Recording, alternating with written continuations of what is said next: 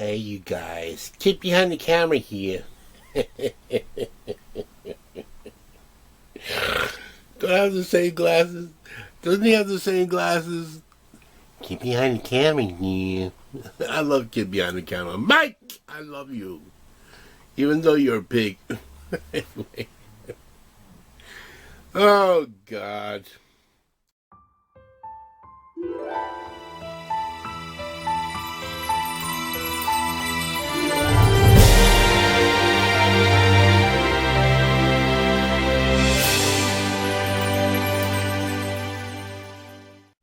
Here it is when I'm expecting a delivery. I ordered some stuff for my nephew for his birthday. I ordered a mixer and a new coffee pot because my wife said she didn't break it. But she broke it. She broke the last one too. Anyway, so what's up? What's up with you guys? Leon here. Oh my God. Anyway, so here we go. Bill Cosby in the news. Janice Dickinson saying that he allegedly, raped, I don't know, I mean, that woman's been around the block a few times. I mean, she says, oh, he gave me some wine and a pill. Why the fuck would you take a pill? I don't understand these people. Plus, he was a powerful man back in the 80s. I don't know if he's still powerful now. I don't, but I know Eddie Murphy put him in this place when he told him to have a coke in his mouth, shut the fuck up, because he was complaining about his routine. But I used to work for Bill Cosby back in the late 80s. I did a lot of shit, man. You don't know. But back in the late 80s, I used to work for Bill Cosby. And over in Kaufman Studios here in New York City, in Long Island City. And I used to do security for him. And I never had a problem with him. He was always a nice guy, you know what I'm saying? The people that were paying the asses was Felicia Rashad and Jamal, whatever the hell, Warner. Jamal something Warner, I forget, Walker, I forget what the fuck his name is. He was an asshole. And Felicia Rashad, she was totally like, a bitch. I remember they painted her dressing room one time. She wanted a certain type of pink.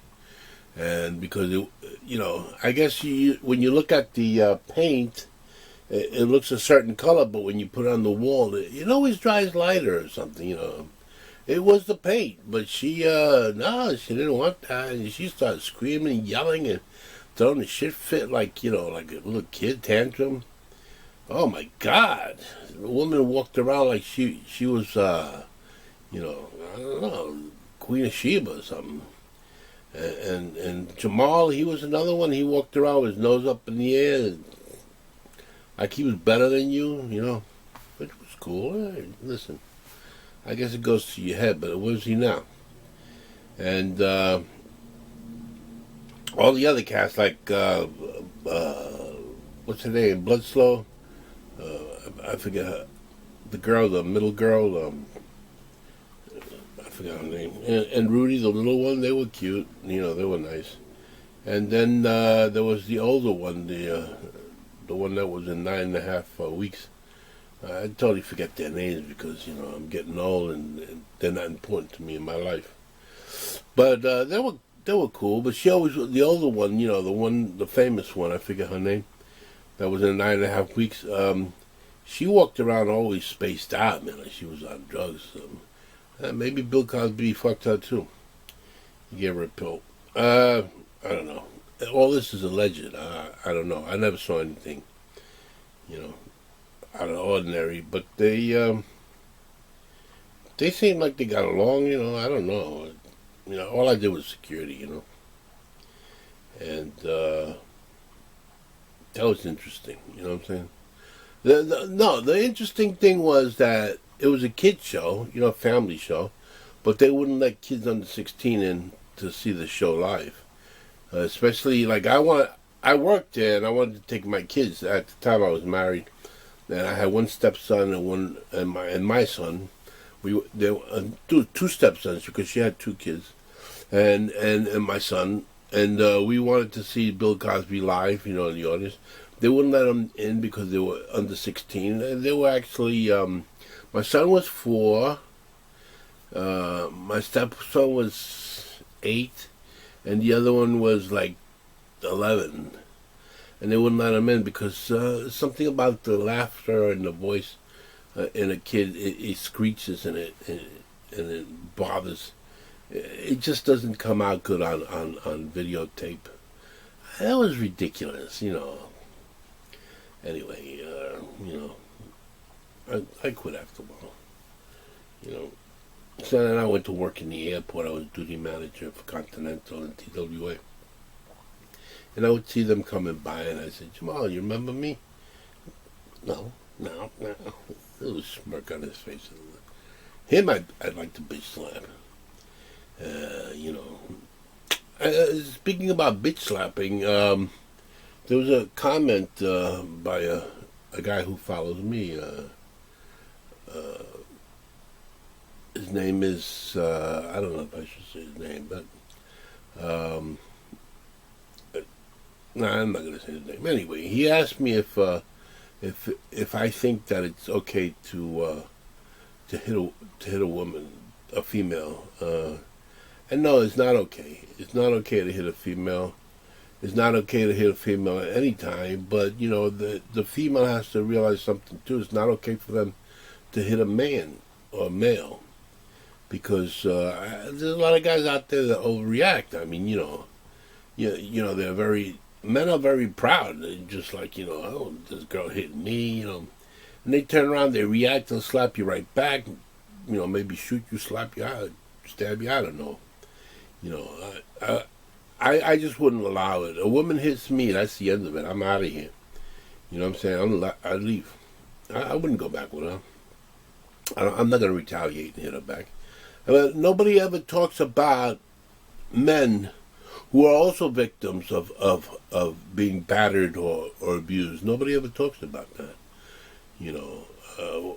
What's your take on that? Why don't you let me know in the comments below? What do you think? Do you know that, or do you realize, or how do you feel about men being in that similar situation of being abused and battered? It happens. It happens. I mean, after a while, when women reach their late 40s, something happens to their hormones when they're going through menopause.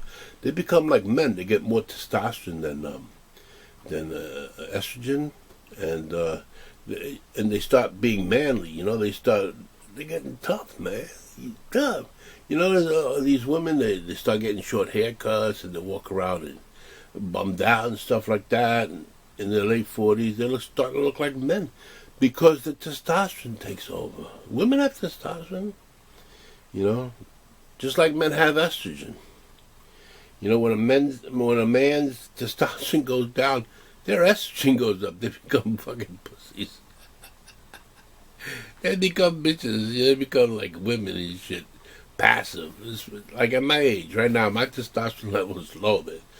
But I'm passive now. When I had testosterone years ago, forget it. I was a very macho man. Especially I'm Latino, and very proud. My father was that way. Yeah, you're a man. The men don't cry. Men cry. It's okay to do that. Men cry. My father was a macho man. My mother was very female. She was compassionate. So I had both sides, you know what I'm saying? So it's equally even. We had a very good childhood. My parents are great. Very intelligent people. My father worked 2 jobs a day. He had 2 jobs, and my mother was a school teacher, and she was very passionate about her work. Unfortunately, she died, at 66, which is only 2 years for me from now. My father, he survived till about 82 years old, 83 years old. But finally his heart gave out. My father had a hard life. He was poor. Well, they were both poor. Come from little towns in Puerto Rico. My father was actually a boxer. He was a champion in the Army, boxing champion, and then he turned professional. And that time in the 50s, late 40s, early 50s, when my father was a boxer, it was controlled. It was actually controlled by mob, and my father was a nobody. He was just like a spick. That's what they looked at us like. We were spicks. But they would want him to throw a fight here and there. It was hard for my father because my father, very proud. He liked to box. He loved to box, and he wasn't going down for anybody, man. So he had to leave the boxing thing, and especially after having kids, he had to really buckle down and get a job. Good man, good man. I hope I take after him. I hope my kids look at me like I was a good man.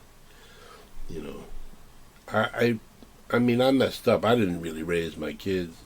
I raised one, the younger one. The other two, divorce is a hard thing, I saw them and stuff like that, but it wasn't like I was in their life forever, and I apologize for that, guys. But it is what it is. You can't sit around, crying over spilled milk. You can't even be sad about the past. You have to be grateful about the future. We didn't have a past, but we can have a future, you know what I'm saying? Especially I got 10 grandchildren and 1 great-grandchild now.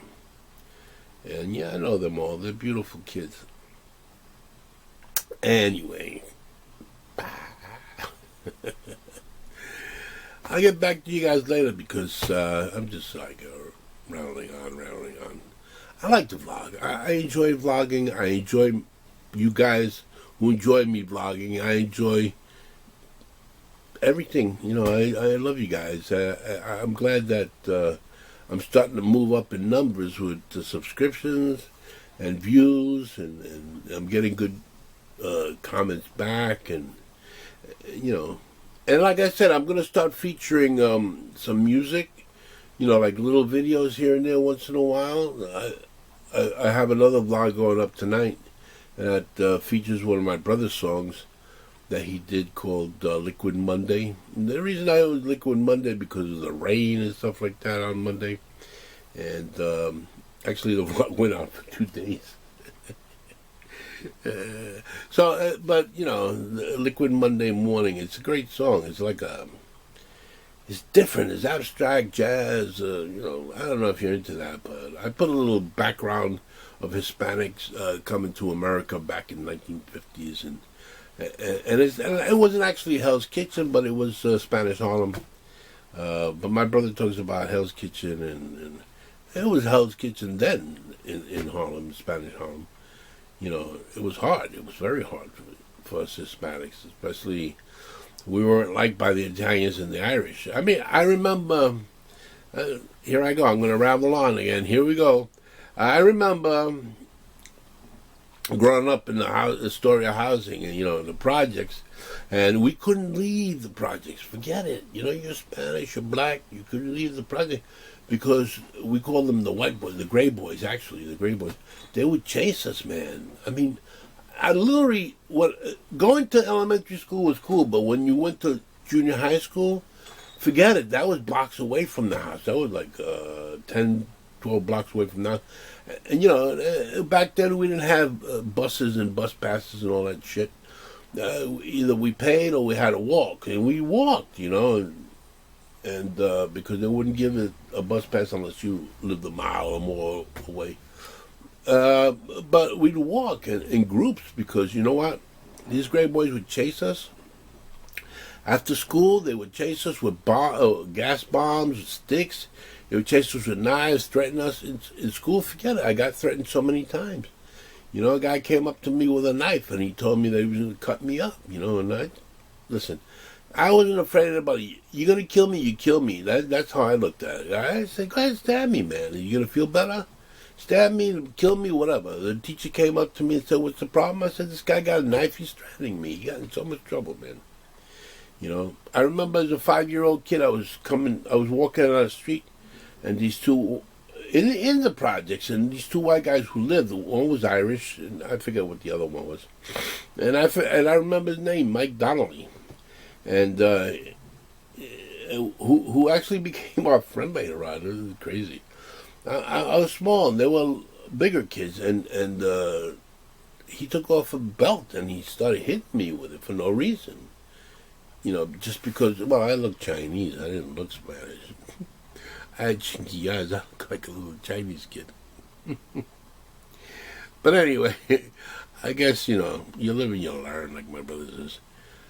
But, yeah, so in school, it was rough. They would always call me out and come out. I know, because my brother had a gang. My brother had the Latin Lords.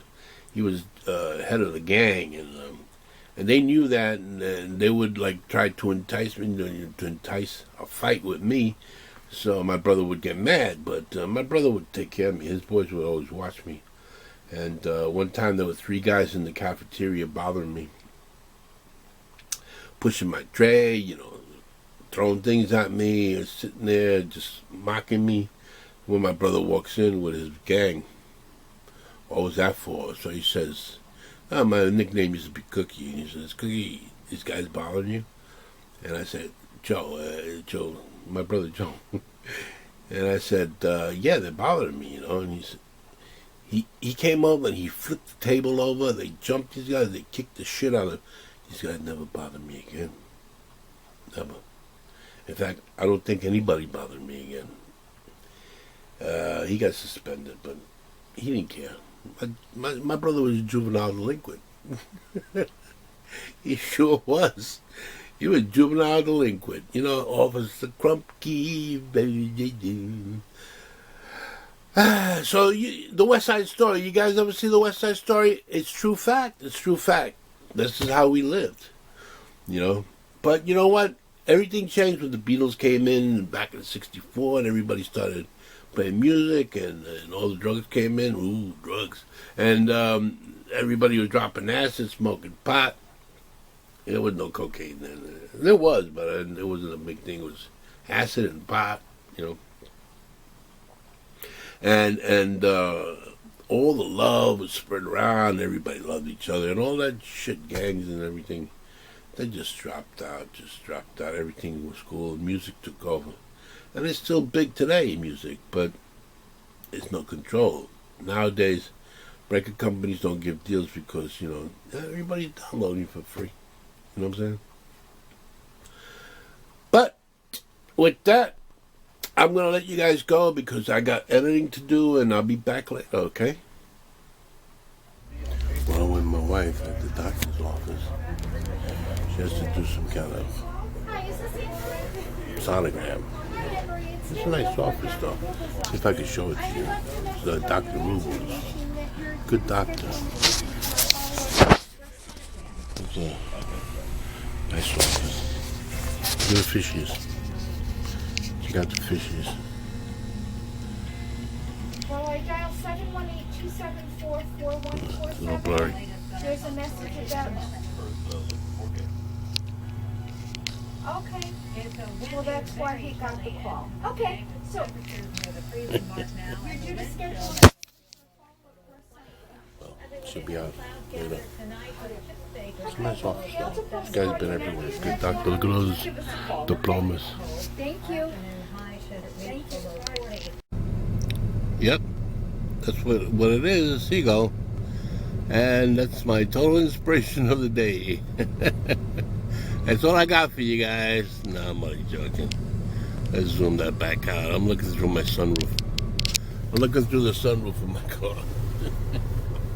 Yeah, there's a seagull up there. Here I am shopping. And I would say this is day 2 of my vlog. But yesterday, you know, I took my wife to the doctor. And as you saw, you know, I put that little scene real quick. I didn't get to vlog after that because I noticed it was dark out. Anyway, we stopped at Dunkin' Donuts and we bought a couple of breakfast sandwiches for dinner, if that makes sense. Now, on the way home, my wife was in a hurry. She had to go to the bathroom. So I was trying to rush and inadvertently, there was somebody blocking me and I was beeping the horn and I opened the window and said, fucking, there were some kids out there. I didn't mean to say it. Listen, it happens. It's not like they never heard the word before, you know what I'm saying? So, my wife started arguing with me. So I got pissed off. I didn't talk to the rest of the night. This morning I woke up in a good mood. Hey, what put me in a good mood was my neighbor, Lisa. She gets these bottled waters, cases of bottled water. Somebody gives her,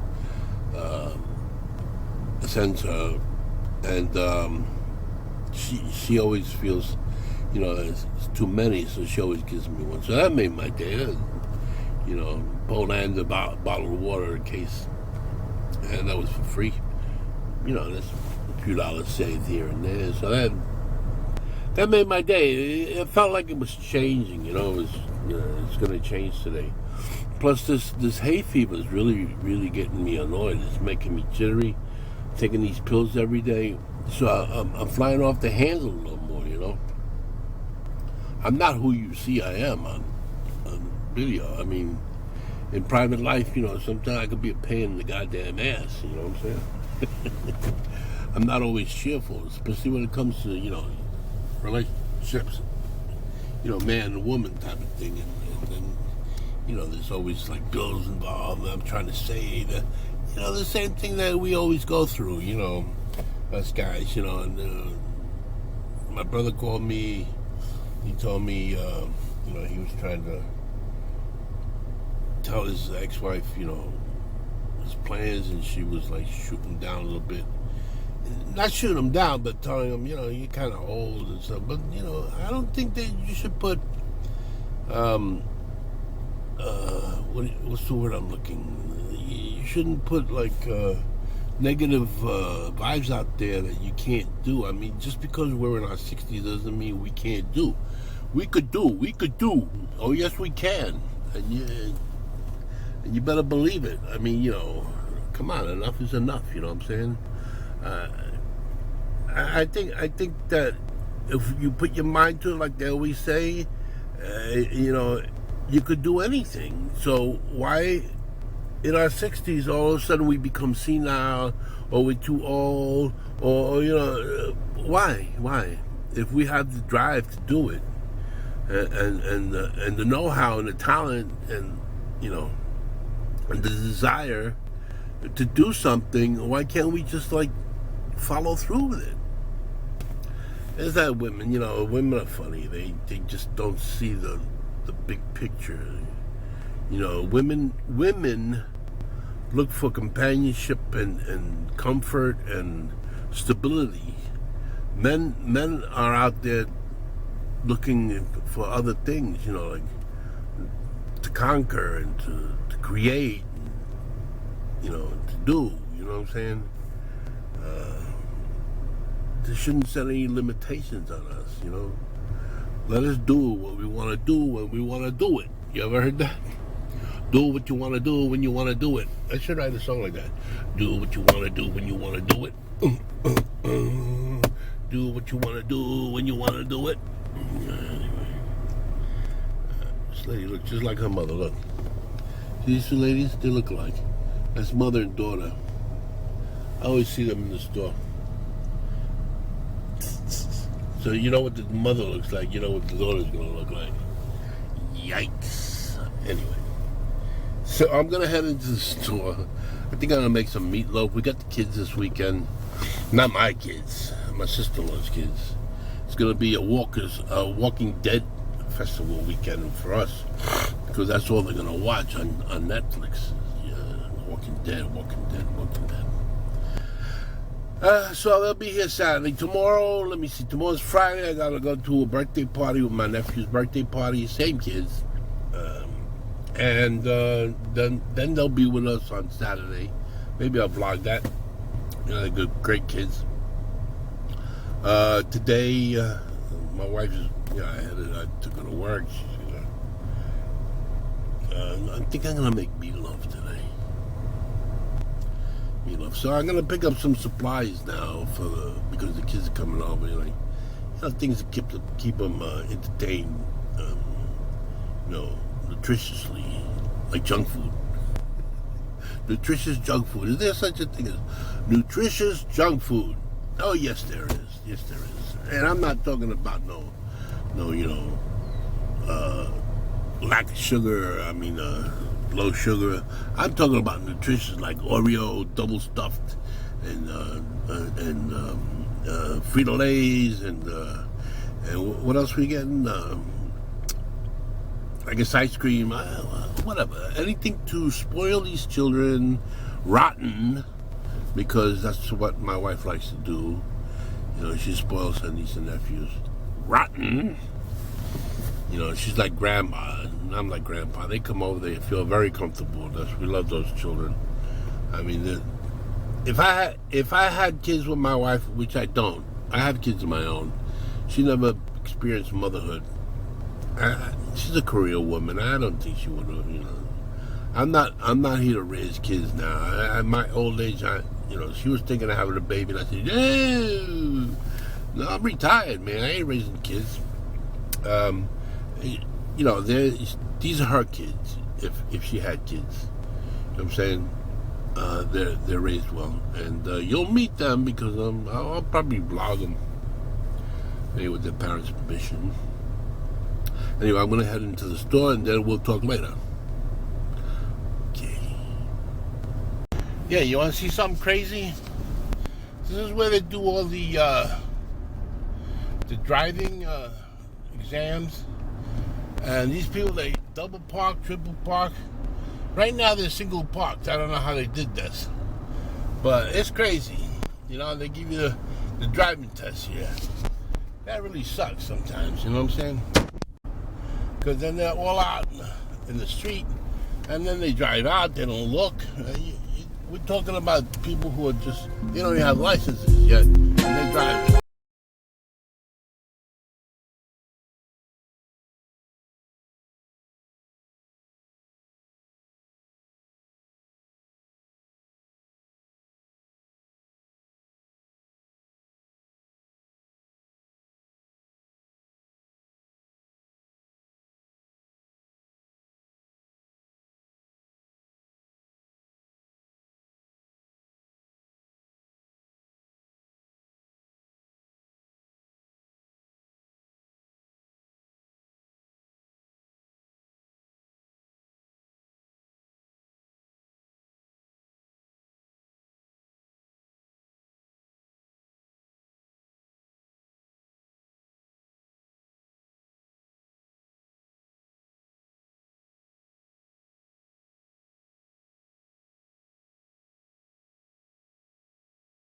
$75. She goes, I think it was like $65 I spent, and minus tax and stuff, maybe $60. And she goes, oh, get something else for $3.50. Then you can get a $10 coupon.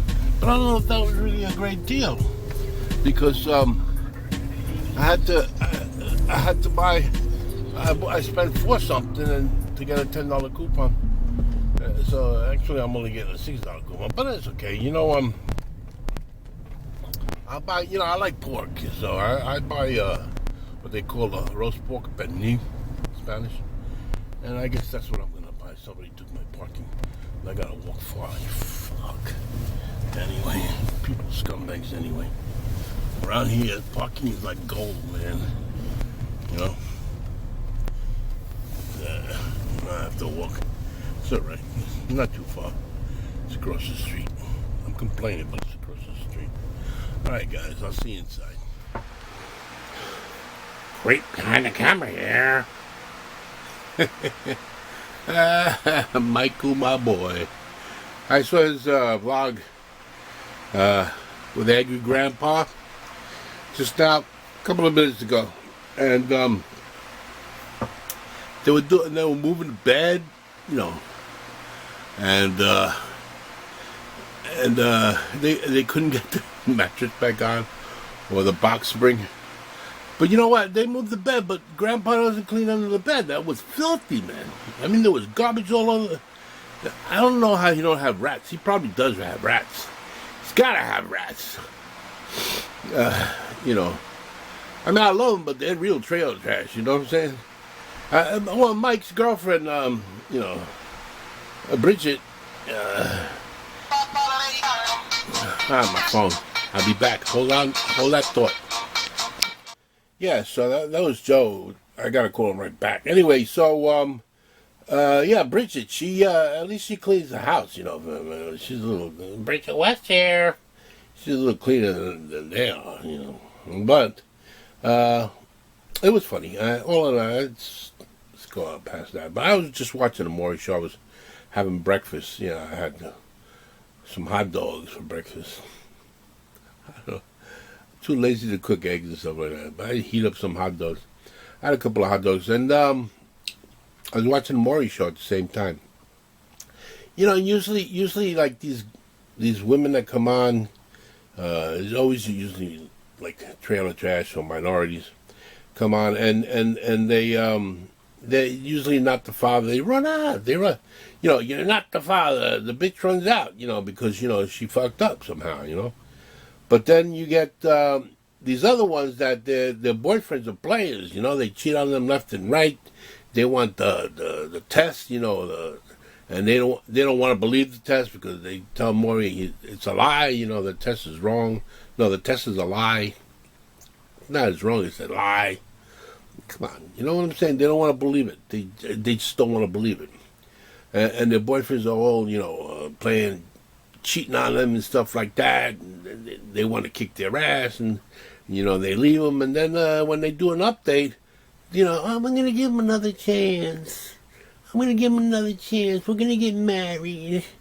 I put 2 years in it. I got 20 fucking years, man. My wife catch me cheating. That's it. I'm out of here. I catch her cheating. I'll leave. You know, no biggie. You know what I'm saying? I've been through it before. But 2 years and the man's cheating on you and you're willing to forgive him, that shows how much you respect yourself. You know, I can't believe that they do that. You know, that they would take a cheating man back and he's changing. He's promised.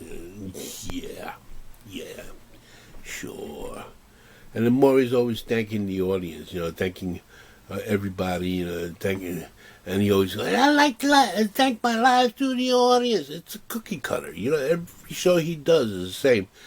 When they walk to the window and the TV and they show the comparison to the boyfriend or the father to the child, and they always, they looking like, look, his head is bigger, it's just as big, his ears are just as big, his eyes. It's all the same bullshit. It's like you see one, you see them all. So I don't know. I used to watch them, you know, religiously, and then you watch one, you know, the outcome. I know the outcome before it even comes, you know. And so anyway, I guess that's it. I just wanted to vlog that, you know, and I'm a creep behind the camera here. Creep behind the camera instead of kid behind the camera. Creep behind the camera here. Look, I got no eyes. Creep behind the camera. If I hear Bridget West over there, Bridget East here. Anyway, listen, I gotta call Joe. We're talking about something important. And I guess I'll see you guys another day. So all I gotta say is ciao for now.